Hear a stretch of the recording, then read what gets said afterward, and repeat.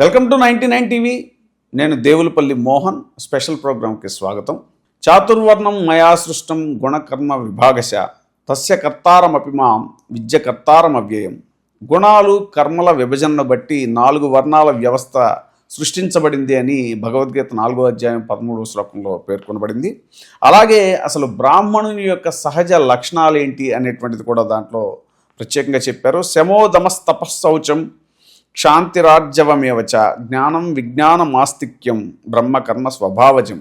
మనోనిగ్రహం, ఇంద్రియ నిగ్రహం, తపస్సు, పరిశుద్ధత, క్షమ, నిష్కపటత్వం, జ్ఞానం, విజ్ఞానం, ఆస్తిక్య బుద్ధి, ఇవి బ్రాహ్మణుని సహజ కర్మలుగా ఉండాలి, సహజ లక్షణాలుగా ఉండాలి అంటూ కూడా గీతలో చెప్పడం జరిగింది. మరి అలాంటి బ్రాహ్మణుల పరిస్థితి నేటి సమాజంలో ఎలా ఉంది, వాళ్ళకి రాజకీయంగా ఎలాంటి ప్రాతినిధ్యం లభిస్తోంది, ఈ అంశాలన్నీ మనతో వివరించడానికి మనతో ఉన్నారు బసవరాజు శ్రీనివాస్ గారు, తెలంగాణ బ్రాహ్మణ సంక్షేమ పరిషత్ చైర్మన్, అలాగే భారత్ సేవా సహకార ఫోరం చైర్మన్గా కూడా గతంలో ఆయన పనిచేశారు. నమస్కారం బసవరాజు శ్రీనివాస్ గారు. ఇప్పుడు ఎలా ఉన్నాయంటారు సమాజంలో బ్రాహ్మణుల యొక్క స్థితిగతులు ఎలా ఉన్నాయి, వారికి రాజకీయంగా సరైన ప్రాధాన్యత లభిస్తుందా? అంటే ముందుగా మనము ఈ విషయానికి వచ్చే ముందు బ్రాహ్మణుల చరిత్ర గురించి ఒక నిమిషం చెప్పుకోవాలి. మీకు తెలుసు, కంబైన్డ్ ఆంధ్రప్రదేశ్లో దాదాపుగా అసెంబ్లీలో 30 పైన ఎమ్మెల్యేలు ఉండేవాళ్ళు. అదేవిధంగా బ్రాహ్మణులు గౌరవప్రదంగా ఉండేది చరిత్ర. అంటే బ్రాహ్మణులు నోబెల్ ప్రైజ్లు వచ్చినాయి, భారతరత్నాలు వచ్చినాయి, ప్రధానమంత్రులు ఉన్నారు, ముఖ్యమంత్రులు ఉన్నారు, ఇదంతా కూడా చరిత్ర. ఇది తర్వాత స్లోగా అది తగ్గుతూ వచ్చి ఈరోజు బ్రాహ్మణుల పరిస్థితి ఏంటంటే 90% ఆఫ్ ది బ్రాహ్మిన్స్ వాళ్ళు నిరుపేదలుగా మిగిలిపోయారు. అంటే ఈ పేదరికం వల్ల సరిగా చదువుకోకపోవటం, దానివల్ల మనం బ్యూరోక్రసీలో లేకపోవటం, సరే ఇప్పుడున్న రాజకీయ పరిస్థితులు మీకు తెలుసు ఎంత ఖర్చు అవుతున్నదో, ఫైనాన్షియల్ ట్రబుల్స్తో కూడా చాలా నాలెడ్జ్ ఉండి చాలా తెలివితేటలు ఉన్న బ్రాహ్మణులు కూడా ఈ ఫీల్డ్స్లో వెనకబడి ఉండటం అనేది వాస్తవం. దాంట్లో భాగంగా ఇప్పుడు బ్రాహ్మణులు ఏం చేయాలంటే అందరూ ఐక్యంగా ఉండి, శాఖలు గడప లోపలే, గడప బయటకు వస్తే బ్రాహ్మణులే. మనం కాశ్మీర్ నుంచి కన్యాకుమారి దాకా ఉన్న ఒకటే జాతి బ్రాహ్మణ జాతి, గౌరవప్రదమైన జాతి. అది దాన్ని మళ్ళీ పునర్వైభవ దిశగా ఎట్లా తీసుకెళ్లాలనే దాని మీద ఆలోచన జరుగుతున్నది. దాన్ని తప్పకుండా ముందరికి తీసుకొని వెళ్తాం. సార్, ఇప్పుడు మీరు సంక్షేమ పరిషత్ చైర్మన్గా వ్యవహరిస్తున్నారు కాబట్టి అసలు దీంట్లో స్కీమ్స్ ఏంటంటారు? బ్రాహ్మణుల కోసం ఎలాంటి స్కీమ్స్ మీరు డిజైన్ చేశారు? బ్రాహ్మణ సంక్షేమ పరిషత్తులో విదేశీ విద్య వివేకానంద స్కీమ్ అని ఒకటి ఉంది. దాంట్లో మన పిల్లలు బయటకు పోయి చదువుకుంటే వాళ్ళకి గవర్నమెంటు గ్రాంట్ కింద 20 లక్షల దాకా ఇస్తున్నారు. ఇట్లా దాదాపు 4,000 మంది పైన ఇప్పటికీ బయటికి వెళ్ళటం జరిగింది.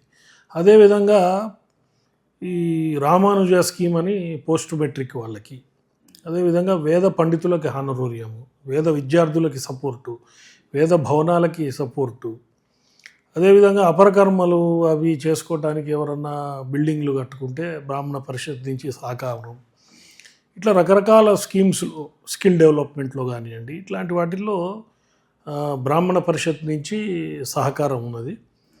సరే, గత 10 ఏళ్లలో 175 కోట్ల దాకా వచ్చినాయి.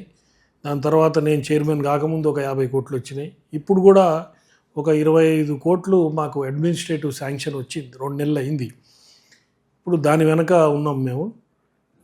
ఫైనాన్స్ మినిస్టర్ గారిని కానివ్వండి, ప్రిన్సిపల్ సెక్రటరీ ఫైనాన్స్ గారిని కలిసి అది రిలీజ్ అయితే కొంచెం పాత బకాయిలు ఉంటాయి, అవి తీర్చే అవకాశం ఉంటుంది. తర్వాత ఈ స్కీమ్స్లో కూడా కొన్ని మాడిఫికేషన్స్ తీసుకొచ్చి పెద్దలందరూ చాలామంది సలహాలు ఇచ్చారు. దాని ప్రకారంగా కొంచెం ఇంకా కొత్త స్కీమ్స్ యాడ్ చేయటం, దీని మీద మా ఎగ్జిక్యూటివ్ బాడీ మీటింగ్ పెట్టుకొని దాని మీద కూడా పనిచేయటం జరుగుతుంది. సార్, ఇప్పుడు ఉమ్మడి రాష్ట్రంలో అంటే మనకు తెలిసినంతవరకు రాజశేఖర రెడ్డి గారు ఈ ధూపదీప నైవేద్యాలకి ఆయన ఒక ఫండ్ ఇవ్వటం జరిగింది. తర్వాత రాష్ట్రం విడిపోయిన తర్వాత గత ప్రభుత్వాలు ఏం చేసే, ప్రస్తుత ప్రభుత్వాలు ఏం చేస్తున్నాయి, బ్రాహ్మణుల యొక్క వీటికి, బ్రాహ్మణ కార్పొరేషన్కి కానీ లేదంటే వాళ్ళ యొక్క అభివృద్ధికి కానీ ఏ రకంగా ప్రభుత్వాలు తోడ్పాటును అందిస్తున్నాయి? అంటే ఇప్పుడు ఎప్పుడైతే ఈ వంశపారంపర్య అర్చకత్వం అనేది తీసేయటం జరిగిందో, మామూలుగా తాత తండ్రి పిల్లలు అందరూ వంశపారంపర్యంగా గుళ్ళను చూసుకునేవాళ్ళు. తర్వాత మీకు గ్రామాల్లో చూస్తే కొన్ని గ్రామదేవత ఆలయాలు ఉంటాయి. సో ఈ వంశపారంపర్య అర్చకత్వం పోయేసరికల్లా అందరూ పిల్లలు పట్టణాలకు వచ్చేసి చదువుకొని, మనకు ఉన్నది జ్ఞానమే కాబట్టి చదువుకొని సాఫ్ట్వేర్ రంగంలోకి వెళ్ళిపోవటం, పౌరోహిత్యం కానీ అర్చకత్వంలో మీకు లుక్రేటివ్గా లేదు, అంటే ఆ శాలరీస్ కానీ వాటెవర్, దాంతో అర్చకులు తక్కువైపోయారు. అప్పుడు రాజశేఖర రెడ్డి గారు ధూపదీప నైవేద్యం అని ఆ గుళ్ళకి మినిమం ధూపం దీపమన్నా పెట్టాలనే ఉద్దేశంతో ధూపదీప నైవేద్యం స్కీమ్ తీసుకొని దాంట్లో కొంచెం మంత్రం తెలిసి ఏ క్యాస్ట్ అయినా పర్వాలేదు ధూపదీప నైవేద్యం చేసేటట్టు పెట్టారు. దానికి ఇప్పుడు దాదాపు 10,000 రూపాయలు నెలకి ఇస్తున్నారు. ఒక 4,000 ఏమో మెటీరియల్కి, ఓ 6,000 వారి జీతం. అది కూడా ఇవాళ ఉన్న పరిస్థితుల్లో చాలా తక్కువ అది. అందుకని 25,000 జీతం చేసి 10,000 మెటీరియల్కి ఇస్తే బాగుంటుందని కూడా నేను ముఖ్యమంత్రి గారిని లేఖ ద్వారా రిక్వెస్ట్ చేయటం జరిగింది. దాంతో ఇప్పుడు 26 కులాలు ధూపదీప నైవేద్యం స్కీమ్లోకి వచ్చేసారు. వాళ్ళందరూ అర్చకులే, వాళ్ళు ఏ క్యాస్ట్ అయినా ఏదైనా అర్చకులు. వాళ్ళందరినీ మనం కాపాడుకోవాలి. వాళ్ళని కాపాడుకుంటే ధర్మం కాపాడబడుతుంది. సార్, ఇప్పుడు బ్రాహ్మణుల్లో చూసుకుంటే ముఖ్యంగా రకరకాల వృత్తుల్లోకి ఎంటర్ అయ్యారు ఇప్పుడు అర్చకత్వం కాకుండా. అయితే వాళ్ళకి వివాహాలు కూడా ఇప్పుడు సమస్య అవుతున్నటువంటి పరిస్థితి. వీటిని కూడా మీరు ఏమైనా అడ్రస్ చేస్తున్నారా? ఇప్పుడు మీరు అన్నది చాలామంది బ్రాహ్మణ యువకులకు పాపం వాళ్ళు ఇప్పుడు నేను చాలా వివాహ పరిచయ వేదికలకు వెళ్తుంటా. 85 నుంచి 92 దాకా ఆ ఏజ్ గ్రూప్లో ఉన్న మగపిల్లలు దాదాపు 4,000 చిల్లర ఉన్నారు. అదే ఏజ్ గ్రూప్లో వాళ్ళకి సూట్ అయ్యే అమ్మాయిలు 200 నుంచి 300 మధ్యలో ఉన్నారు. అంటే 3-4 వేల మంది ఏం చేయాలి అనేది ఒక పెద్ద ప్రశ్న. అట్లనే వేద పండితులకి 35 ఏళ్ళు వచ్చినా పెళ్ళిళ్ళు కావట్లేదు. అంటే దీనిలో మార్పు తీసుకురావడానికి బ్రాహ్మణ సంఘాలన్నీ కానివ్వండి, బ్రాహ్మణ ప్రముఖులు కానివ్వండి, ఇండివిజువల్స్ కానివ్వండి, మనకున్న జ్ఞానాన్ని ఉపయోగించి దీన్ని ఎట్లా ఓవర్కమ్ కావాలనేది ఒకటి చాలా పెద్ద సమస్య ఇది. దీనివల్ల ఏమైపోద్దంటే పాపులేషన్ కూడా గ్రాడ్యువల్గా డౌన్ అయిపోతున్నది. దీనికోసం పెద్దలు, మేధావులు వీళ్ళందరూ కూర్చొని దీనికి ఏం చేస్తే బాగుంటుంది అనే దాని మీద ఒక మేధో మదనం జరుగుతున్నది. అది వచ్చిన తర్వాత గవర్నమెంట్ నుంచి దాన్ని ఎట్లా మనం ఇంప్లిమెంట్ చేయాలనేది మళ్ళీ పెద్దల ద్వారా మనం పర్మిషన్ తీసుకొని కార్పొరేషన్కి దీన్ని మోటివేషన్కి ఏమన్నా ఉంటుందా అనేది కూడా ఒక ఆలోచన జరుగుతున్నది. దాన్ని కూడా తొందరలో ఇంప్లిమెంట్ చేస్తాం మేము. సరే, రాజకీయంగా తీసుకుంటే రాజకీయంగా మన చట్టసభల్లో ప్రాతినిధ్యం కానీ, అదే మీరు ఇందాక అన్నారు ఉమ్మడి ఆంధ్రప్రదేశ్లో దాదాపు 30 పైచిలకు శాసనసభ్యులు ఉండేవారు అని.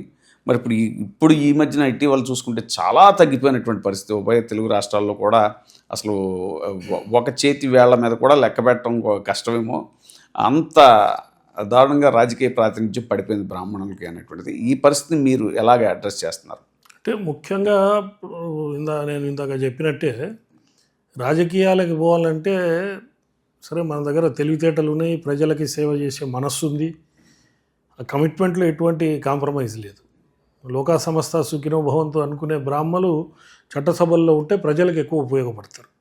కానీ ఎక్కడైతే ఈ ఫైనాన్షియల్ ఇష్యూస్ వస్తున్నాయో అక్కడ కొంచెం మనం వెనకబడి ఉంటున్నాం. అందుకని మేము ఎక్కువగా బ్రాహ్మణ సంఘాలందరినీ ఐక్యం చేసి దాంట్లో భాగంగా దానికి బ్రాహ్మణ ఆర్గనైజేషన్స్ ఫర్ సోషల్ సర్వీస్ అని పేరు పెట్టి రాజకీయంగా వాళ్ళకి అందరం కలిసి, అన్ని సంఘాలు కలిసి ఎవరన్నా ఇంట్రెస్ట్ ఉన్న యువకులు ఉంటే వారికి ఆర్థికంగా సహకారం అందించి రాజకీయంలోకి యువతను తీసుకురావాలనే ఉద్దేశంతో పని జరుగుతున్నది. తొందరలోనే సెప్టెంబర్, అక్టోబర్లో యువత ఒక మీటింగ్ కూడా కాల్ఫర్ చేస్తున్నది. ఈ సంఘాల వాళ్ళందరూ కలిసి ఒక యువత మీటింగ్ కూడా పెడుతున్నారు. దానికి కూడా నన్ను అతిథిగా పిలిచే అవకాశం ఉంది. దానికి పెద్దలు శ్రీధర్ బాబు గారిని వారిని కూడా పిలిచి యువత ఎట్లా రాజకీయాల వైపు రావాలి, రాజకీయాల వైపు వస్తే యువత మళ్ళీ నెక్స్ట్ 30-40 ఇయర్స్ వాళ్ళు ఈ సంఘాలని కానీ బ్రాహ్మణత్వాన్ని కాపాడటానికి ఉపయోగపడతారు. తర్వాత వాళ్ళకి ఎంటర్ప్రీనర్షిప్, తర్వాత ఎంప్లాయ్మెంటు, దీని మీద కూడా ఆ రోజు చాలామంది మేధావులు చర్చించి మీరు అన్నది ఇందాక అడిగిన వివాహాల మీద లేట్ అవుతున్నాయి దాని మీద ఇదంతా కూడా ఒక రోజంతా కూడా ఒక మేధోమదన సదస్సు యువకుల ద్వారానే 18 to 40 ఇయర్స్. ముఖ్య అతిథులుగా పెద్దలు మేధావుల్ని కొంతమందిని పిలిచి ప్లాన్ చేస్తున్నాం. దాని తర్వాత ఇక యువత చేతుల్లో ఈ బ్రాహ్మణ సంఘాల బాధ్యత యువత చేతుల్లో పెట్టి వారు దాన్ని స్మూత్గా రన్ చేసేటట్టు ఒక అడ్వైజర్స్గానే పెద్దలు అందరు కూడా ఉండి వారిని ముందర నడిపించాలనే ప్లాన్ జరుగుతున్నది. భగవంతుడి ఆశీర్వాదంతో అది సక్సెస్ఫుల్ అవుతుందని నేను ఆశిస్తున్నాను. సార్ అలాగే మీరు కూడా గతంలో రాజకీయంగా చాలా యాక్టివ్గా ఉన్నటువంటి పరిస్థితి, పీఆర్పీలో కూడా మీరు పనిచేశారు, రాజకీయంగా క్రియాశీలకంగా పనిచేశారు అనేటువంటి తెలుస్తున్నటువంటి విషయం. మరి ఇప్పుడు రాజకీయాలకు దూరంగా ఉన్నారా, లేదంటే మీ భవిష్యత్తు కార్యాచరణ ఏంటి? అంటే నేను 1980లోనే నేను ఇంటర్మీడియట్ చదివేటప్పుడే నేను రాజకీయాల్లోకి వచ్చాను. నేను బీజేపీలో 28 ఏళ్ళు ఉన్నాను. 2008 నేను నేషనల్ కమిటీలో కూడా ఉన్నాను, నేషనల్ కౌన్సిల్ మెంబర్గా. దాని తర్వాత నేను ప్రజారాజ్యం చిరంజీవి గారి పిలుపు మేరకి ప్రజారాజ్యంలో జాయిన్ కావటం జరిగింది. ఇక్కడ కూడా నేను ఆర్గనైజేషన్ జనరల్ సెక్రటరీగానే పనిచేశాను. అంటే ఎక్కువగా ఫ్రంట్ లైను ఎమ్మెల్యేగానో ఎంపీగానో నిలబడదామని ఆలోచన లేదు నాకు. కానీ ప్రజారాజ్యంలోకి వచ్చిన తర్వాత నాకు మల్కాజిగిరి పార్లమెంట్ సీటు ఆలోచన చేశారు. కానీ దాని తర్వాత దేవేందర్ గౌడ్ గారు పార్టీ వచ్చి విలీనం జరిగింది ప్రజారాజ్యంలో. దేవేందర్ గౌడ్ గారు మల్కాజిగిరి పార్లమెంట్ అడిగారు. అప్పుడు చిరంజీవి గారు అడిగారు నన్ను ఏం చేద్దాం అని. అంటే సార్ ఆయన ఎక్స్ హోమ్ మినిస్టరు, ఆయన స్టేచర్ ముందు నాది సరిపోదు కాబట్టి నెక్స్ట్ టర్మ్లో చూద్దాం సార్, నేను I will work for the party అన్న. నేను తెలంగాణ అంతా తిరిగా చిరంజీవి గారు వెంబడి యాత్రలో ఉన్నా. చిరంజీవి గారికి బాగా దగ్గర మనిషిగా నేను ఉండటం జరిగింది. అంటే ఏమి ఆశించకుండా చేశాను కాబట్టి వారు కూడా నన్ను దగ్గర తీశారు. నాకు దానివల్ల తెలంగాణలో నాకు అంతా పరిచయాలు ఉన్నాయి కానీ ఆంధ్ర ఏం తెలిసేది కాదు నాకు. చిరంజీవి గారి వల్ల ఆంధ్రాలో వారి అభిమానులు కానీ వారు కానీ నాకు చాలామంది కూడా ఆంధ్రాలో కూడా నాకు చాలామంది పరిచయాలు పెరగటం జరిగింది. తర్వాత నెక్స్ట్ టర్మ్ దాకా లేకుండానే ప్రజారాజ్యం పార్టీ కాంగ్రెస్లో మెర్జ్ అయింది. కాంగ్రెస్లో మెర్జ్ అయినప్పుడు మేము కాంగ్రెస్ పార్టీలోకి షేర్ హోల్డర్స్కి వెళ్ళాం. మేమేం పార్టీ ఫిరాయించుకోలేదు, షేర్ హోల్డర్స్కి వెళ్ళాం. నా జీవితంలో పార్టీ మారిందంటే బీజేపీ నుంచి ప్రజారాజ్యానికి. Prajarajyam has gone to Congress as a shareholder. అప్పుడు కూడా బొత్స సత్యనారాయణ గారి సహకారంతో నేను టోటల్ పీఆర్పీ క్యాడర్ని కాంగ్రెస్లోకి కన్వర్షన్ చేయడంలో నేను ప్రముఖ పాత్ర వహించాను. నన్ను అప్పుడు ప్రోటోకాల్ సెక్రటరీగా చేశారు, లాస్ట్లో నన్ను జనరల్ సెక్రటరీగా చేశారు. తర్వాత తెలంగాణ వచ్చిన తర్వాత మరి అప్పుడు వచ్చిన అధ్యక్షులు నన్ను రాష్ట్ర కమిటీలో తీసుకోలేదు. నేను సరే నాకు ఎన్జిఓ యాక్టివిటీ ఉంది అది చేసుకుంటూ అప్పటి నుంచి కాంగ్రెస్ పార్టీలోనే ఉన్నాను. ఎవరు ఏ ఎలక్షన్లో ఎక్కడికి పిలిస్తే అక్కడ. ఓహో, ఇప్పుడు మీరు ప్రజెంట్ కాంగ్రెస్ పార్టీలో ఉన్నారు? కాంగ్రెస్ పార్టీలో. ఓహో, ఓకే ఓకే. నేను రేవంత్ రెడ్డి గారు ఎంపీగా నిలబడ్డప్పుడు, తర్వాత ఎల్బీ నగరు, మన ఉప్పలు, మల్కాజిగిరి ఎలక్షన్స్లో, మొన్న జూబ్లీ హిల్స్ బై ఎలక్షన్లో శ్రీధర్ బాబు గారు ఎంబడి పనిచేయటం. ఓకే, ఎవరు ఎక్కడ పిలిస్తే అక్కడ అంతవరకు పనిచేయటం. బ్రాహ్మణులు ఎంతమంది ఆ కాన్స్టిట్యున్సీలో ఉంటే వాళ్ళని మోటివేట్ చేసి కాంగ్రెస్కి ఓటేసేటట్టు చేయటం. ఈ కార్యక్రమాలు చేస్తూ ప్రత్యక్ష రాజకీయాల్లో ప్రత్యక్ష పోరాటాల్లో లేకపోయినా పార్టీలో మాత్రం ఆ రోజు నుంచి ఈ రోజు దాకా నేను అంతే నిలబడ్డాను. చిరంజీవి గారు వెంబడి నేను అట్లనే ఆగిపోయాను. నేను ప్రజారాజ్యంలో మెర్జ్ అయిన తర్వాత ఆయన ఎటు పోలేదు, నేను ఎటు పోలేదు. సార్ తర్వాత కమింగ్ బ్యాక్ టు ఆర్గనైజేషన్, ఇప్పుడు తెలంగాణ బ్రాహ్మణ సంక్షేమ పరిషత్ చైర్మన్గా ఉన్నారు కాబట్టి గతంలో ఏపీలో సక్సెస్ అయినటువంటి బ్రాహ్మణ కోఆపరేటివ్ క్రెడిట్ సొసైటీ అనేటువంటి దాన్ని మీరు ఇక్కడ ఇంప్లిమెంట్ చేస్తున్నారు అనేటువంటిది ఒక చర్చ. దాని మీద మీరు నేను ఛార్జ్ తీసుకున్న రోజునే దాదాపు 4-5 వేల మంది బ్రాహ్మణులు రాష్ట్ర వ్యాప్తంగా వచ్చారు, అన్ని సంఘాల వాళ్ళు. ఆ రోజే నేను అనౌన్స్ చేశా, Duddilla Sripada Rao Telangana Brahmin cooperative credit society దీన్ని పెట్టాలని. ఇదంతా కూడా ఫైల్ ఇప్పుడు సీఎంఓలో ఉంది. నేను దీని మీద ఆంధ్రాకి పోయి కొంచెం అక్కడ అందరినీ ఈ సక్సెస్ రేట్లో ఎవరెవరు ఉన్నారు, ఐవైఆర్ కృష్ణారావు గారు దీన్ని స్థాపించారు అక్కడ, వారిని కూడా కలవటం జరిగింది. వారు కూడా గవర్నమెంట్లో వారికి ఉన్న కాంటాక్ట్స్లో ఇక్కడ చేయటం, ఇది చేస్తే బాగుంటుందని వారు చెప్పడం జరిగింది. 2 రోజుల కింద కూడా నాతో మాట్లాడి అది కొంచెం పర్స్యూ చేయాలి తొందరగా అని కూడా వారు చెప్పడం జరిగింది. సో అది ఇక్కడ వస్తే ఏదన్నా గవర్నమెంట్ నుంచి మనకి ఇచ్చే వెల్ఫేర్ ఫండ్స్ ఒక రోజు అటు ఇటు అయినా ఈ తెలంగాణ క్రెడిట్ కోఆపరేటివ్ సొసైటీ కొంచెం మనకి ఎంటర్ప్రినర్షిప్లో కానీ ఎడ్యుకేషన్లో కానీ సపోర్ట్ చేస్తుంది, బ్యాంక్ లాగా పనిచేస్తుంది. Okay sir. ఇప్పుడు అక్కడ ఆంధ్రాలో 25 కోట్లతో మొదలై ఇప్పుడు 200 కోట్లకి వెళ్ళింది అది. So that is a success formula. వారిని అక్కడ బ్రాహ్మణ్ పరిషత్ చైర్మన్తో కూడా మాట్లాడాను, అక్కడ బ్రాహ్మణ్ కార్పొరేషన్ ఉంది, ఆ చైర్మన్తో మాట్లాడాను. వాళ్ళు రమ్మన్నారు. నేను ఇప్పుడు ఏదో ఎస్ఐఆర్ యాక్టివిటీస్లో ఉన్నాను, నాకు ఖైరతాబాద్ నియోజకవర్గం ఇచ్చారు. ఈ ఎస్ఐఆర్ది ఎప్పుడైతే కంప్లీట్ అవుతుందో నేను ఆంధ్ర పోయి అక్కడ దీని మీద స్టడీ చేసి తర్వాత ఈ గవర్నమెంట్లో ఇది తీసుకొని ముఖ్యమంత్రి గారితో డిస్కస్ చేసి దీనివల్ల ప్రభుత్వానికి గౌరవం పెరిగే విధంగా అది బైలాస్ తయారు చేసి ముందరకు పోవాలనేది ఆలోచన. సార్, తర్వాత Brahman organization for social service అనేటువంటి ఆ యాక్టివిటీ గురించి కూడా మీరు ఆలోచన చేస్తున్నట్టుగా తెలిసింది. అది ఆల్రెడీ 1.5 years కింద కొంతమంది బ్రాహ్మణ సంఘాలు, నేను ఏ సంఘంలో ఉండేవాడిని కాదు, నేను ఒక ఎన్జిఓగా నేను సర్వీస్ చేస్తున్నాను. నాకు చాలా నేషనల్ ఇంటర్నేషనల్ అవార్డ్స్ వచ్చినాయి. నేను ఆల్మోస్ట్ పద్మశ్రీ కూడా ప్రైమ్ మినిస్టర్ ఆఫీస్లో షార్ట్ లిస్ట్ అయ్యి ఒక పెద్ద ఆయన 99 years ఓల్డ్ ఆయనకి నాకు టై అయితే ఆయనకి ఇవ్వటం జరిగింది. ఓకే. సోషల్ సర్వీస్లో నేను కులాలకు అతీతంగా మాది జై జవాన్, జై కిసాన్, జై నవజవాన్, గోమాత, ఈ 4 ఇష్యూస్ మీదే భారత్ సేవా సహకార ఫోరం పనిచేస్తుంది. మాకు పెద్ద వాలంటీర్ నెట్వర్క్ ఉంది ఆంధ్ర తెలంగాణలో, మిగతా స్టేట్స్లో కూడా ఉన్నారు. దాంట్లో భాగంగా నేను నన్ను కోవిడ్ టైంలో చాలా ఎక్స్టెన్సివ్ వర్క్ జరిగింది. నాకు మాస్క్ మ్యాన్ ఆఫ్ ఇండియా అనే అవార్డు కూడా సెంట్రల్ గవర్నమెంట్ ఇవ్వటం జరిగింది. ఇట్లా రకరకాల ఆ యాక్టివిటీస్ చేస్తూ ఒక ఎన్జిఓగా ఎక్కువ ముద్రపడటం, పరిషత్కు వస్తే కూడా ఇట్లాంటి సమాజానికి చేసేవాళ్ళు ఉంటే బాగుంటుందనే ఉద్దేశంతోనే ముఖ్యమంత్రి రేవంత్ రెడ్డి గారు కానివ్వండి, పెద్దలు శ్రీధర్ బాబు గారు కానివ్వండి, నన్ను ఈ పరిషత్ చైర్మన్గా తీసుకురావటం జరిగింది.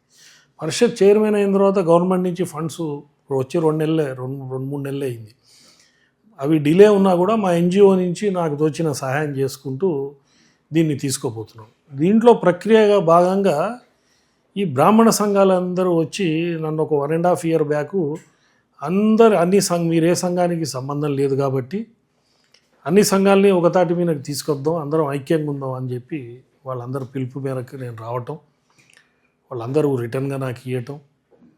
ఇప్పుడు ఈ హైదరాబాద్ వరకు తీసుకుంటే బిహెచ్ఎల్ బ్రాహ్మణ సంఘం, కూకట్పల్లి బ్రాహ్మణ సంఘం, రామంతపూర్ బ్రాహ్మణ సంఘం, హబ్సిగూడ బ్రాహ్మణ సంఘం, బోడుప్పల్ బ్రాహ్మణ సంఘం, తర్వాత వనస్థలిపురం బ్రాహ్మణ సంఘం, తర్వాత బడంపేట బ్రాహ్మణ సంఘం, అట్లనే జిల్లాలకు పోతే ఖమ్మంలో జేఏసీ ఫామ్ అయ్యారు, వాళ్ళ సపోర్టు, నిజామాబాద్లో జేఏసీగా ఫామ్ అయ్యారు. ఎన్ని సంఘాలు ఉంటే అందరు కలిసి, అట్లనే మహబూబ్ నగరు, వీళ్ళందరూ కూడా ఇది ఏదైనా బ్రాహ్మణులకి ఈ Brahman organization for social service అనేది ఇది సంఘాల సమాహారం మాత్రమే, ఇది ఒక రిజిస్టర్డ్ బాడీ అట్లా కాదు, ఇది సంఘాలన్నీ కలిపిన ఒక బాడీ.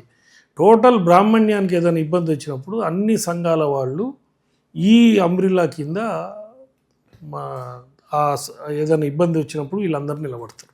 ఇది దాని మోటో. చాలా సక్సెస్ఫుల్గా అది వెళ్ళింది. దీంట్లో మేము ముఖ్యంగా 4-5 పాయింట్లు ఎజెండాగా పెట్టుకున్నాం. ఐక్యత ముందు, బ్రాహ్మణ ఐక్యత ఒకటి, దాంట్లో కొద్ది గొప్ప మేము ఐక్యత సాధించాం. రెండవది బ్రాహ్మణ కులగణన, దానికి కరీంనగర్ని పైలట్ ప్రాజెక్ట్ కింద పెట్టాము. 95% అయిపోయింది అక్కడ, ఇంకో 5% టౌన్లో జరుగుతున్నది. అది పైలట్ ప్రాజెక్టుగా దాంట్లో ఉన్న సాధక బాధాలు చూసి మొత్తం రాష్ట్రం అంతా ఇంప్లిమెంట్ చేసి బ్రాహ్మణ పెద్దల సహకారంతో, సంఘాల సహకారంతో దాన్ని కులగణన చేయాలనేది ఒకటి. రెండోది, తర్వాత బ్రాహ్మణుల మీద చాలా చోట్ల దాడులు జరుగుతున్నాయి, అర్చకుల మీద కానీ బ్రాహ్మణుల మీద. దానికోసం కొన్ని రక్షణ దళాలు, అంటే ఈ 4 estates నుంచి పెద్దల్ని పిలిచి దాంట్లో ఉంచి అట్లా ఏదైనా ఇబ్బంది వచ్చినప్పుడు వాళ్ళ సహకారం తీసుకొని బ్రాహ్మణుల్ని కాపాడాలనేది ఒకటి. దాని పేరే ఉంది, Brahman organization for social service. దాంట్లో భాగంగా మేము తొందరలో ఈ ధూపదీప నైవేద్యంలో ఉన్న అర్చకులే చాలా ఇబ్బందికరమైన పరిస్థితిలో ఉన్నారు. 6,000 జీతంతో వాళ్ళు చాలా కష్టంగా ఉంది. వాళ్ళందరికీ కూడా మేము ఒక ఆర్గనైజేషన్తో మాట్లాడితే వాళ్ళు గ్రాసరీస్ ఇస్తామన్నారు ఎవ్రీ మంత్ కొంతమందికి.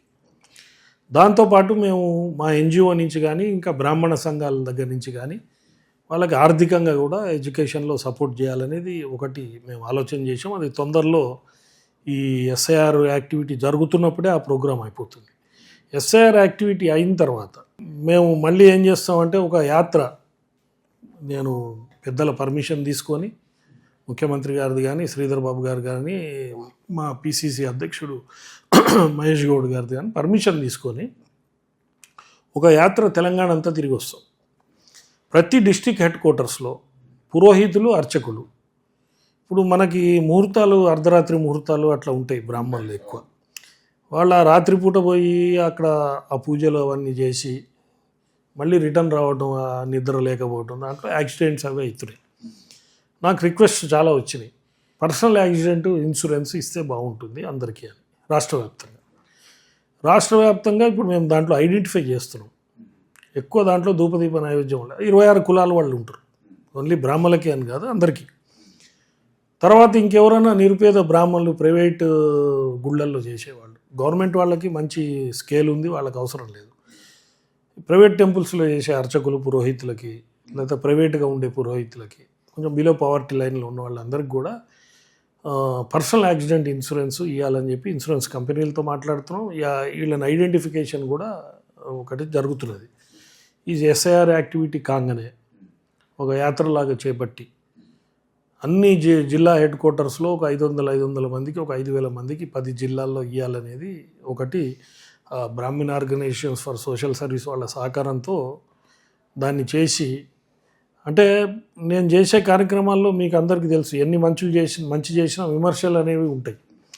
నేను విమర్శలకి పెద్దగా బాధపడను. నా నేచర్ ఎప్పుడు అట్లా లేదు, చాలామంది తెలియదు అది. విమర్శలని నేను నా వర్క్తోనే ఆన్సర్ చేస్తాను. నేను ఇప్పుడు నాకు ఈ అఫోర్డబుల్ హౌసింగ్లో కానీ చాలా విమర్శలు వస్తున్నాయి. నన్ను నేను నిరూపించుకుంటా, నేను సర్వీస్ చేస్తా, మంచితోనే ఆన్సర్ చేస్తా తప్పితే విమర్శలకి ప్రతి విమర్శ పెద్దగా నేను పట్టించుకోను. ఒకవేళ ప్రతి విమర్శ చేసే పరిస్థితి వస్తే చేస్తా, పార్లమెంటరీగా ఎవరి పేరు తీయకుండా పార్లమెంటరీగా చేస్తాను. ఒకవేళ తప్పు దొర్లితే నేను ఎప్పుడు కూడా ఒక అడుగు వెనక్కి వేయడానికి ఎప్పుడు కూడా వెనక్కిపోను. నా నేచర్ అది. 35 ఏళ్ల నుంచి నాకు తెలిసిన వాళ్ళు శ్రీధర్ బాబు గారు కానీ, చిరంజీవి గారు కానీ, చాలామంది నాయకులకి అందరికీ తెలుసు, సర్వీసే నాకు మోటో తప్పితే వేరేది ఉండదు. దీంట్లో భాగంగా ఈ స్కీమ్స్ అన్నీ ఇంప్లిమెంట్ చేస్తాం. అదేవిధంగా గవర్నమెంట్ ఏదైతే 25 కోట్ల అడ్మినిస్ట్రేటివ్ అప్రూవల్ ఇచ్చిందో అది కూడా తొందరలో ఎంబడిపడి పెద్దల సహకారంతో, శ్రీధర్ బాబు గారి హెల్ప్తోని అది కూడా రిలీజ్ చేయించి, పాత బకాయిలు వివేకానంద స్కీమ్లో బయటకు పోయి ఇబ్బంది పడుతున్నారు, కొంతమంది ఎంటర్ప్రీనర్స్కి ఇవ్వటం, ఇదంతా కూడా చేయడం జరుగుతుంది. సార్, తర్వాత వేద పండితులకి హానరోరియం గురించి కూడా మీరు వర్క్ చేస్తున్నారండి. ఇప్పుడు వేద పండితులకి మా పరిషత్ నుంచే హానరోరియం ఉంది. వేద విద్యార్థులకి స్కాలర్షిప్స్ ఉన్నాయి, అది కూడా చాలా ఉన్నాయి పెండింగ్లో. ఇదంతా ఆన్లైన్లో జరుగుతుంది. అవి కూడా పాత బకాయిలే ఉన్నాయి. దాన్ని కూడా తొందరలో ఇప్పుడు ఏదైతే ఫండ్ రిలీజ్ అవుతుందో అందరికీ డిస్ట్రిబ్యూట్ చేస్తూ జాగ్రత్తగా దాన్ని ₹1 కూడా మిస్యూజ్ చేయకుండా, మధ్య దళారీలు లేకుండా జాగ్రత్తగా చేయాలనే ఆలోచనతో నేను మా మెంబర్ సెక్రటరీ గారికి కానివ్వండి, మిగతా వాళ్ళందరికి కూడా చెప్పడం జరిగింది. తప్పకుండా ఫండ్ వచ్చినప్పుడు దీంట్లో కూడా ముందరికి వెళ్తాం. తర్వాత మీరు గో సంరక్షణ దీని గురించి కూడా వర్క్ చేసి అన్నారు కాబట్టి, అసలు ఇప్పుడు చాలా పెద్ద ప్రాబ్లం అండి గోవుల్ని రక్షించడం అనేటువంటి దాని మీద. ఇంకా విస్తృతంగా గో రక్షణ జరగాలి, లేదా గోవుల యొక్క ఇది పెంచాలి, పాపులేషన్ పెంచాలి. ఎందుకంటే ఇటీవల మనం చూస్తే కనుక అసలు నెయ్యి, మన ఆవు నెయ్యి అనేటువంటిది రకరకాల కెమికల్స్ తోటి తయారవుతోంది. సింథటిక్ ఆవు నెయ్యి వచ్చేస్తుంది. ఇది మన దేవాలయాల్లో వాడేది. మీరు తిరుమల దీని గురించి ఇష్యూ గురించి ఫాలో అయ్యే ఉంటారు. అసలు గోవుల్ని ఇంకా ఎక్కువగా పెంచవచ్చు కదా. అసలు టీటీడీ కూడా ఇంకా పెద్ద సంఖ్యలో గోవుల్ని సంరక్షించవచ్చు కదా, రాష్ట్ర వ్యాప్తంగా కాదు, ఉభయ తెలుగు రాష్ట్రాలే కాదు. సో అప్పుడు ఇంకా మనకి ప్రోడక్ట్ పెరిగే అవకాశం ఉంటుంది కదా. అప్పుడు ఇలాంటి ఈ అడల్ట్రేషన్ ఏదైతే ఉందో దానికి అవకాశం లేకుండా ఉండే ఛాన్స్ ఉంటుంది కదా అనేటువంటి ఒక చర్చ. దీని మీద మీరేమంటారు? అంటే నాకు కూడా ఒక గోశాల ఉంది. ఆవు అంటే ఇక మీకు ఎట్లా అంటే తల్లి కంటే ఎక్కువ, తల్లి పాలు కంటే ఆవు పాలు స్ట్రాంగ్ ఉంటాయి అంటారు. చాలామంది పిల్లలకి 1 year 1.5 year తర్వాత ఆవు పాలే పడతారు. అంటే ఆ బోన్ స్ట్రెంగ్త్ కానీ, వ్యాధిగ్రస్తులకి ఆవు పాలు తాగినా కూడా బోన్ స్ట్రెంగ్త్, ఆ వ్యాధి తొందరగా నయం ఉంటుంది. పెద్ద ఆపరేషన్ జరిగిన వాళ్ళకి ఆవు పాలతో హీలింగ్ తొందరగా అవుతుంది. ఆవు మనం ఏదైనా అరటిపండు ఏదైనా పెట్టేప్పుడు నాకుతుంది మన. అంటే దాని గుణం ఎంత మంచిదంటే అది నాకి మన బాడీలో ఉన్న రుగ్మతలన్నీ గుర్తుపడుతుంది. అది మళ్ళీ అడవిలోకి పోయి దాని మూలికలు తినొచ్చి పాలు ఇస్తుంది. ఆ పాలు తాగితే రోగాలు తగ్గిపోతాయి మనకి. అది ఆవు యొక్క గొప్పదనం. 3 పొట్టలు ఉంటాయి. మీరు విషం తినిపించినా దాని పాలు తాగితే మీకేం కాదు. ఆవు అది కామధేను అని అందుకే అంటారు ఆవుని. తర్వాత ఆక్సిజన్, మనం మామూలుగా ఆక్సిజన్ తీసుకొని రిలీజ్ చేసేది కార్బన్ డైఆక్సైడ్. ఆవు ఒకటే జంతువు ఆక్సిజన్ తీసుకొని ఆక్సిజన్ని రిలీజ్ చేస్తుంది. సో ఆవు గోశాల పక్కన మీరు పడుకుంటే వ్యాధులు తగ్గిపోతాయి. సరే, ఇది ముఖ్యమంత్రి గారు రేవంత్ రెడ్డి గారు గుర్తించి 100 ఎకరాల్లో తెలంగాణలో 4 ప్లేసుల్లో హయ్యెస్ట్ టెక్నాలజీతోని గోవుల్ని పెంచాలనే ఆలోచన వారు చేయటం చాలా ఆహ్వానించదగ్గ విషయం. ప్రైవేట్గా చాలామంది గోశాలలు మెయింటైన్ చేస్తారు, పెద్ద పెద్ద వాళ్ళు. లక్షలలో గోవుల్ని మెయింటైన్ చేసే వాళ్ళు కూడా దేశవ్యాప్తంగా ఉన్నారు. అయితే ఈ మేజర్ టెంపుల్స్, బాగా రెవెన్యూ ఉన్న టెంపుల్స్, ఇప్పుడు టీటీడీ ఫర్ ఎగ్జాంపుల్ తీసుకుంటాం, వాళ్ళు మీరన్నట్టు సొంత గోశాల నుంచి ఆవు తయారు చేయొచ్చు, దాని బై ప్రొడక్ట్స్ అన్నీ తయారు చేయొచ్చు. అట్లనే మీకు ఇంకా సంఖ్య పెంచాలన్నది. అది సరిపోకబట్టే కదా బయట డైరీస్కి ఇవ్వటం. ఇప్పుడు ఈ ఇటీవల వివాదాలన్నీ కూడా అక్కడ ఏదో అడల్ట్రేషన్ జరిగిందని అదని పెంచాలి. ఇది నాట్ ఓన్లీ ఫర్ టీటీడీ లాంటి ఆర్గనైజేషను మిగతా చిన్న గుళ్ళకు కూడా ఆవునయ్యి టీటీడీనే ఇవ్వాలి. అట్లాంటివి పెద్ద దేవాలయాన్ని ఐడెంటిఫై చేసి వాళ్ళ ద్వారా ఇవ్వటం ఒకటి. గవర్నమెంట్లు కూడా ముందరకు వచ్చి గో సంపదను కాపాడుకోవాలి. అదొక ఇండస్ట్రీ లాగా కూడా చేయొచ్చు వాళ్ళు. ఎందుకంటే దాని నుంచి ఇంకా నెయ్యిని డైరెక్ట్గా వాళ్ళే సంగ్రహించి తీసుకునేటువంటి అవకాశం. అంటే మనకి స్వాతంత్రం వచ్చినప్పుడు మన జనాభా 30 కోట్లు అయితే, 32 కోట్లు అయితే, గో సంపద 1 కోటి ఉండేది, 100 కోట్లు ఉండేది. ఇప్పుడేం మన జనాభా 140 కోట్లు అయింది, గో సంపద 20-30 కోట్లకు వచ్చింది. అంటే ప్రతి ఇంట్లో ఒక గోవు ఉన్న రోజున అసలు ఈ హాస్పిటల్స్ పనికిరావు, హాస్పిటల్కి పోవాల్సిన అవసరం ఉండదు గోవు ఇంట్లో ఉంటే. చాలామంది ఇండ్లలో గోవుల్ని పెట్టుకుంటారు. అదేదో వాసన అంటారు కానీ వాసన కాదు, అది మన ఆరోగ్యాన్ని కాపాడుతుంది. ఇప్పుడు మనం యజ్ఞాలు యాగాలు చేసేది దాంట్లో వేసే సమిదల్లో, ఆవు నెయ్యి కానీ సమిదల్లో మనకి ఆ పొగ బీలవటం వల్ల బాడీలో ఉన్నవన్నీ రుగ్మతలు తగ్గిపోతుంటాయి. ఆ స్టైల్కి రావాలి మనం, మళ్ళీ ఆ ఓల్డ్ కల్చర్లోకి రావాలి అందరూ. వచ్చిన రోజున 140 కోట్లకి 200 కోట్ల ఆవులు ఎప్పుడైతే తయారైతాయో, ఈ గోవధ కానీ ఇవన్నీ కానీ ఆపేసి ఆ గోవుల్ని కాపాడుకుంటే డెఫినెట్గా మన దేశం ప్రపంచంలో నెంబర్ 1 అవుతుంది. తర్వాత దాని బై ప్రొడక్ట్స్లో గోబర్ గ్యాస్ తయారు చేయొచ్చు. ముఖ్యమంత్రి గారు ఆయన చాలా నాలెడ్జ్ ఉంది ఆయనకి. ఆయన దీన్ని స్టడీ చేసే ఇప్పుడు అనౌన్స్ చేశారు 100 ఏకర్స్లో గోశాలలు 4 పెట్టాలని, హయ్యెస్ట్ టెక్నాలజీతో. అంటే మ్యాన్ పవర్ షార్టేజ్ కూడా కొంచెం ఇబ్బంది అవుతున్నది. పెద్ద పెద్ద గోశాలను నడపాలంటే మ్యాన్ పవర్ షార్టేజ్, దానికి ఏమో టెక్నాలజీ కూడా చాలా వచ్చింది. అవునండి, ఇప్పుడు పాలు పితకడానికి వాటికి కూడా చాలా మిషనరీ చేసి గోవుని కాపాడుకుంటే అది మనని కాపాడుతుంది. ఇక దాంట్లో డౌటే లేదు, దాంట్లో దేశాన్ని కాపాడుతుంది. ధర్మో రక్షితలాగా గోవును రక్షించడం కూడా మనల్ని మనం రక్షించుకోవటం ఇలాగా. అయితే ఇక ఫైనల్గా అండి, ఇటీవల రాజకీయాల్లోకి మతాన్ని తీసుకురావటం అనేటువంటిది ఒక పెద్ద సబ్జెక్ట్ అయిపోయింది. మీరు చూసే ఉంటారు దేశవ్యాప్తంగా, ముఖ్యంగా మన తెలుగు రాష్ట్రాల్లో చూసుకుంటే టీటీడీ కేంద్రంగా, తిరుమల కేంద్రంగా జరిగినటువంటి అనేక వివాదాలు కానీ, ఇదే కాదు అనేక దేశవ్యాప్తంగా కూడా దీన్ని ఎలా చూస్తారు? అంటే ఎవరైనా కూడా మనకి దేశమే ఇంపార్టెంట్. ఎవరికైనా ఈ మతాలను ఉపయోగించుకోవటం, మందిరాలను ఉపయోగించుకోవటం, అక్కడ తప్పులు చేయటం అనేది క్షమించరాని నేరం. మీరు ఇక్కడ టీటీడీలో ఆ లడ్డుల వ్యవహారం తీసుకున్నా, లేకపోతే అక్కడ అయోధ్యలో డొనేషన్స్ ఇది కాదు, చాలా తప్పది. ఎందుకంటే నేను ఒక డోనర్గా నాకు బాధ అనిపిస్తుంది. నేను 1,1016 ఇచ్చాను నేను ఇది రామ మందిరానికి. అట్లా కోట్ల మంది ఇచ్చారు కదా ఈ దేశంలో. ఇప్పుడు మనకి ఇక్కడ అంత ఉండదు కానీ నార్త్ వాళ్ళు నిలుదోపిడి ఇచ్చారు చాలామంది. సో అవన్నీ కూడా లెక్కలు తీయాల్సిన అవసరం ఉంది. దాంట్లో ఏదైనా ఎంక్వైరీ సిట్టింగ్ జడ్జితోనే ఎవరితోనే వేసి ఎంక్వైరీ చేసి హిందువుల మనోభావాలు దెబ్బతిన్నాయి దాంట్లో చాలామందివి. ఆ మనోభావాలు దెబ్బతిన్నాయి కాబట్టి దాని మీద పర్ఫెక్ట్ ఎంక్వైరీ చేసి దాన్ని సబ్సైడ్ చేస్తే అందరూ కూడా సంతోషపడతారు. ఈ ఇచ్చిన డోనార్స్ అందరికి కూడా గవర్నమెంట్ ఆన్సరబుల్, దానికి వాళ్ళు they have to answer that. దురదృష్టవశాత్తు అదే హిందువుల మనోభావాలను వేరే యాంగిల్లో వాడుతున్నారు తప్ప వాళ్ళు అడ్రస్ చేయాల్సిన సమస్యల విషయంలో అడ్రస్ చేయట్లేదు అనేటువంటిది కూడా ఉంది. ఇంకా ఈ ఎండోమెంట్స్ డిపార్ట్మెంట్లో కూడా మీరు ఏమైనా ఇంకా సంస్కరణలు రావాలని అనుకుంటున్నారా? సరే, ఎండోమెంట్స్ డిపార్ట్మెంట్ చాలా రాష్ట్రాల్లో లేదు, మన దగ్గర ఉన్నది. అంటే ఇప్పుడు ప్రజలలో కూడా ఎండోమెంట్స్ డిపార్ట్మెంట్ అంటే ఏదో ఒక అంకుశం మీద ఉంటే ఇబ్బందికరంగా ఉండకుండా ఉంటుంది. ప్రతి డిపార్ట్మెంట్లో మంచి చెడు రెండు ఉంటాయి. అసలు ఎండోమెంట్స్ తీసేసి అన్నీ పబ్లిక్కే ఇచ్చేయండి గుళ్ళు అని అంటారు. మరి ప్రజలు కూడా మరి డిపార్ట్మెంట్ ఉంటేనే అక్కడ తప్పులు జరుగుతున్నప్పుడు ఇండివిజువల్స్కి ఇచ్చినప్పుడు కూడా ఏమన్నా జరిగే అవకాశం ఉంటుంది. ఎండోమెంట్స్ ప్రాపర్టీలు కాపాడటం, అవన్నీ ఇయర్ మార్క్ చేయటం, చేసిన తర్వాత ఏదన్నా దాని మీద ఒక పర్యవేక్షణ ఉంటూ ఏదైనా చేస్తే బాగుంటుందని నా ఉద్దేశం. కానీ పర్యవేక్షణ లేకుండా ఎవరిది వాళ్ళకి ఇచ్చేస్తే అది కూడా తప్పులకు దారితీసే అవకాశం ఉంటుంది. అంటే దానికి ఏదైనా మేధావులు కానీ గవర్నమెంట్ కానీ ఆలోచించాలి. ప్రతి ఎండోమెంట్ డిపార్ట్మెంట్ తీసేది ఉంటే మంచిదే, లేకపోతే దాని మీద పర్యవేక్షణ ఉండాలి. ఏ విధంగా ఉంటుంది పర్యవేక్షణ? మందిరాలను ఎట్లా కాపాడుకుంటాం, ధర్మాన్ని ఎట్లా మనం కాపాడుతాం అనేది దాని మీద ఆలోచించాలి. ఇది చాలా మేధోపతనం చేయాల్సిన అంశం ఇది. దాంట్లో పెద్దలు ఇన్వాల్వ్ అయ్యి ఏదైనా చేస్తే ఐ వెల్కమ్ దట్.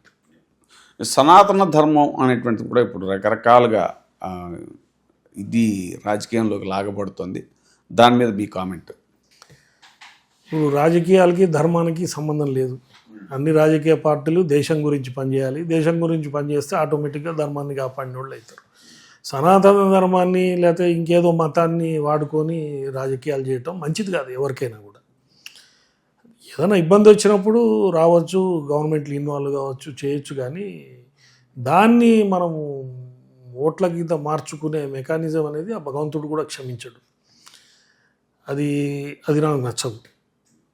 ఇప్పుడు మనం హిందూ ముస్లిం బాయ్ బాయ్ అన్నాం కానీ వేరే విధంగా అనలే కదా. అప్పటి నుంచి మనకి అందరూ ఈ సొసైటీలో we are living with all the caste, all religions. సొసైటీలో ఉన్నప్పుడు అందరినీ కలుపుకోవాలి, అందరినీ పోవాలి. దేశభక్తులందరినీ మనం ఒక తాటి మీదకి తీసుకొని వచ్చి ఈ దేశాన్ని నడిపించాలి. దాంట్లో భాగంగా ఏమన్నా లొసుగులు అవి ఉంటే మార్చుకొని అందరు ముందరకు వస్తే దేశం ముందరకు పోతుంది, రామరాజ్యం స్థాపించబడుతుంది. రామరాజ్యం అంటే రామరాజ్యంలో మీకు దొంగతనాలు లేవు, రామరాజ్యంలో భార్య ముందు భర్త చనిపోవటం లేదు, తండ్రి ముందు కొడుకు చనిపోవటం లేదు. ఇట్లాంటివన్నీ రామరాజ్యంలో ఉండేవి కాదు. అట్లాంటి కల్చర్ మనం తీసుకొని రావాలి. తీసుకొని వస్తే ఇది అందరూ కూడా ఎన్జిఓలు కానీ రాజకీయ పార్టీలు కానీ ఒక సమాజాన్ని ఒక చారిటీ బేసిస్లో చూసి కాపాడుకుంటూ పోతేనే ఇది ముందరకు వస్తుంది.